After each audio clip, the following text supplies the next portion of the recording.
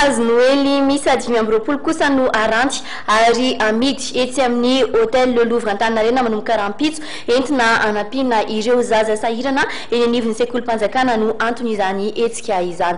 Rotsira kotin'iray ny eo amin'ny sariny Stéphane Arzafy-Mandimby. Ho fanampiana ireo ankizy sahirana mba hanana krismasy sy fety sambatra mandritra ny faran'ny taona dia misy ny hetsika varotra fampiratiana ireo hazo Noely etsy amin'ny Le Louvre Antaninarenina. Ny vola azo avy amin'ity varotra fampiratiana ity dia atolotra avy hatrany ho an'ireo ankizy miisa 510 amin'ny sekolim-panjakana miisa 2 eny Itosy dia ny sekoly ambany lalana sy Andoha-Tanjona. Misedra olana ireo ankizy mianatra eny amin'ity sekoly ity noho ny tsy fahampiana ka izay indrindra no isan'ny safidianana azy ireo ahazo amin'ny fanampiana.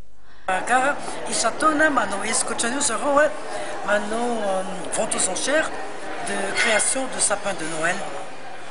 Am'ty 3e édition ty au profit de l'association Enfants de la Joie. Des requisiront âge fourniture scolaire pour une année ameni Enfants de la Joie par l'intermédiaire de l'hôtel du Louvre.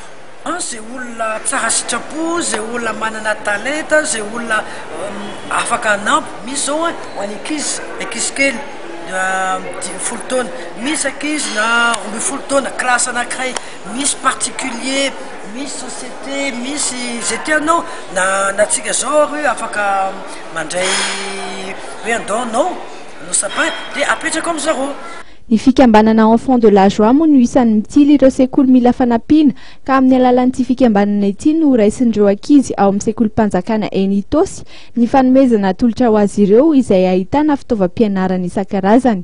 Olon-tsotra na ihany koa mpianatra sy ireo orinasa isan-karazany no nanatotosany fanamboarana ireo karazana hazo Noely izay amidy entina ahazoana ny vola fanampiana ary ny hôtel Le Louvre kosa no nampiatrany fampiratiana.